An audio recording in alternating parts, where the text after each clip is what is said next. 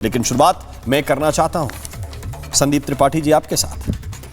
जननायक राहुल गांधी ने बहुत बड़ा काम किया है, बिना जंतर मंतर जाए धर्मेंद्र प्रधान का इस्तीफा करा दिया। सारा क्रेडिट आपका। मुझे लग रहा है कि अब सदन चलने देंगे या नई शर्तें लगाएंगे?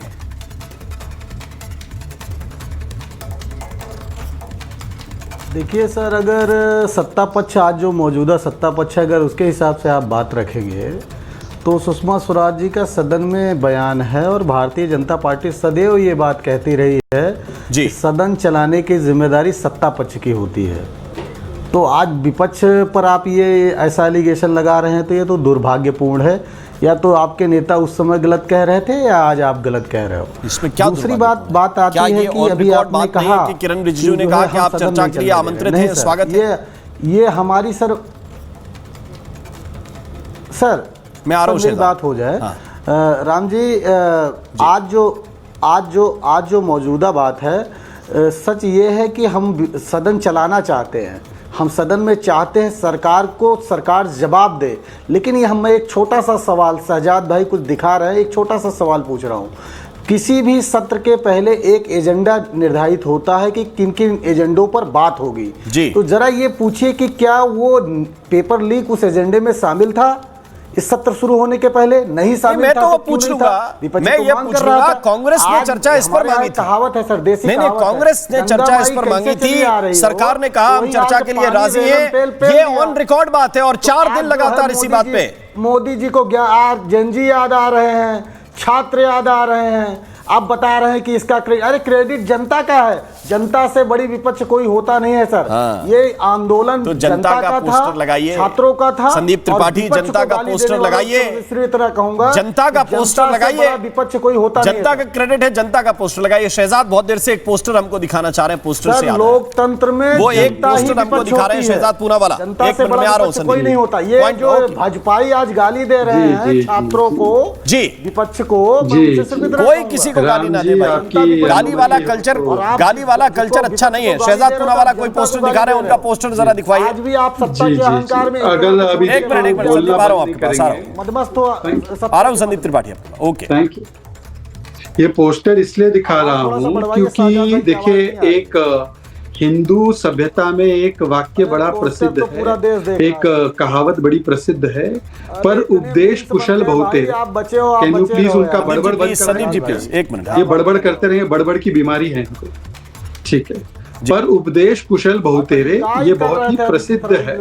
ये देखो फिर से बड़बड़ शुरू हो गया जी। राम जी, इनका बड़बड़ करना है, ये बड़बड़ ही करते हैं, मेरे बीच में जानबूझ के करते हैं क्योंकि उनको बड़ा डर लगता है मुझसे जी। अब अगर नहीं डर लगता है तो चुप बैठेंगे। चलिए, पर उपदेश कुशल बहुतेरे, इन्होंने धर्मेंद्र प्रधान का एक टांग पे इस्तीफा मांगा। धर्मेंद्र प्रधान जी ने तो नैतिकता दिखाते हुए इस्तीफा दे दिया।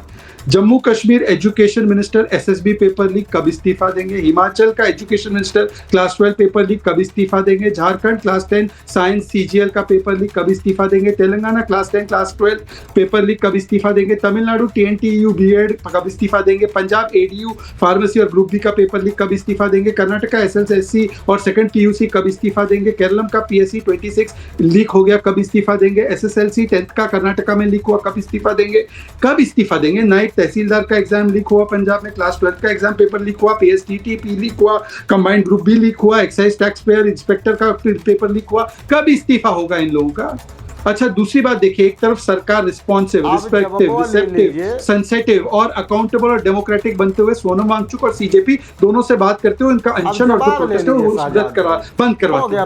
दूसरी तरफ राहुल गांधी, देखिए फिर से बड़बड़ से लोग नौकरी। राम जी ऐसे नहीं हो सकता, please Ram ji, thank you Ram ji, Ram ji thank you, Ram ji thank you, Ram ji thank you. मैं अपनी बात पूरी कर दूं। अधिकारी जेल में गए, लोग पकड़े गए। राम जी थैंक यू, राम जी। अरे संदीप त्रिपाठी, मैं आऊंगा, क्वेश्चन आंसर का सेशन होगा। अभी ओपनिंग दिमाग से सबके, मैं सबको इन कराना चाहता हूं। अभी सवाल जवाब चलेंगे, अभी सवाल जवाब चलेंगे। संदीप त्रिपाठी 2 पॉइंट बचे शहजाद के, वो कह रहे हैं बारी हो जाने दीजिए। एक मिनट राम जी प्लीज, मेरी बारी है। मैं रिपब्लिक से निवेदन सबको प्लीज हो जाने दीजिए।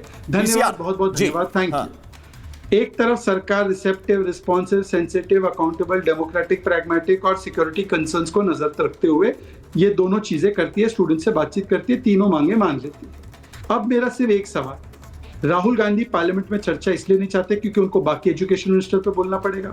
राहुल गांधी पार्लियामेंट में चर्चा नहीं चाहते क्योंकि अखिलेश यादव आम आदमी पार्टी उनको क्रेडिट नहीं देना चाहती।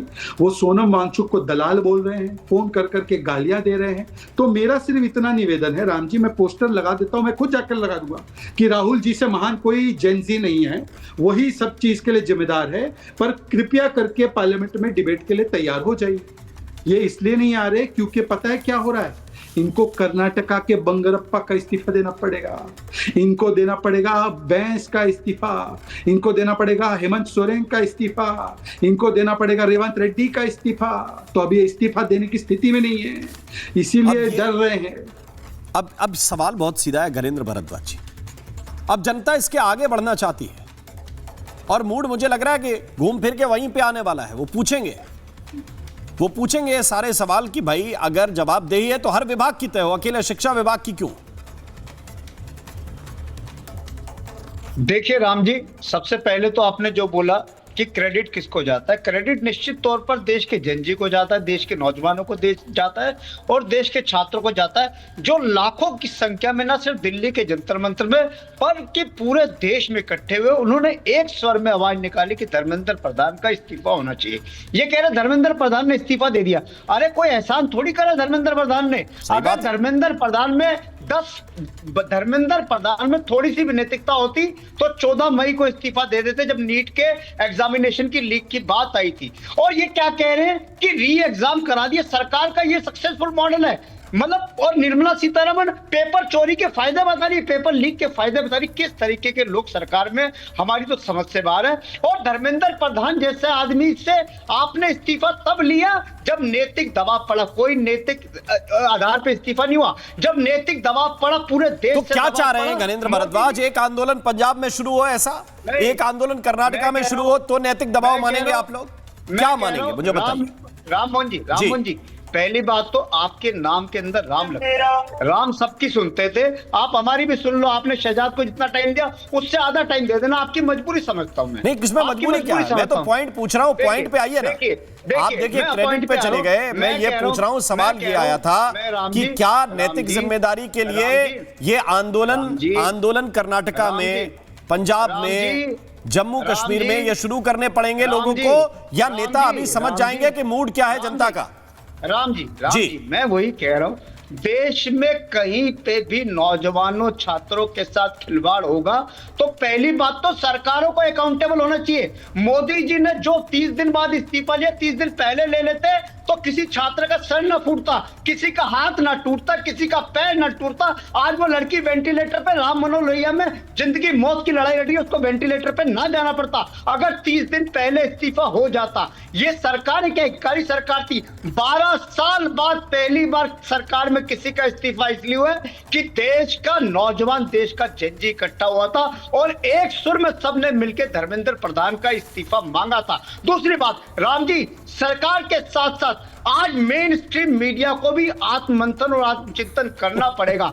इस सक्सेस के पीछे यूट्यूबर्स थे, इस सक्सेस के पीछे सोशल मीडिया इन्फ्लुएंसर थे, लेकिन मेन स्ट्रीम मीडिया ने जिस तरीके से इस प्रोटेस्ट के लोगों को आतंकवादी बताया, एंटी नेशनल बताया, पाकिस्तान फंडिंग बताया, चाइना फंडिंग बताया, आप लोगों को भी अपने गिरेबान में झांकने की जरूरत है कि क्यों जनता आपके खिलाफ। अरे भैया घरेंद्र जी, घरेंद्र भारद्वाज, आप देखिए आपका प्रॉब्लम क्या है? आपका प्रॉब्लम यह है कि सामने कोई फोटो दिख रही हो, आप आंख बंद कर लेते हैं। हम पत्रकार हैं, हम आंख बंद नहीं कर सकते। हमें ए साइड भी देखनी होती है और बी भी, है ना? आपके लिए कैसेट का ए साइड ही है। मैंने जो सवाल पूछा उस तरफ बोल ही नहीं रहे। कर्नाटका में कोई पेपर लीक हुआ तो शिक्षा मंत्री रिजाइन करेगा कि नहीं करेगा? नहीं, बोल नहीं रहे। पंजाब में कोई गड़बड़ी होगी किसी डिपार्टमेंट में तो मंत्री रिजाइन करेगा कि नहीं करेगा? अरे देख ही नहीं रहे। हम नहीं, दूसरी तरफ ऐसा हो सकता है कि ना देखें। अगर कोई गालियां देगा खुलेआम तो हम बोलेंगे कि ये कौन से कल्चर के लोग।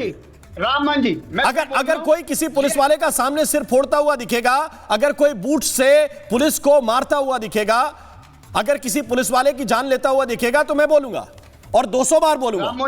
किसी आंदोलन में ये हो, रामन जी, दुनिया का कोई भी आंदोलन या दुनिया की कोई भी आंदोलन की लीडरशिप ये हिंसा को प्रमोट नहीं कर सकती।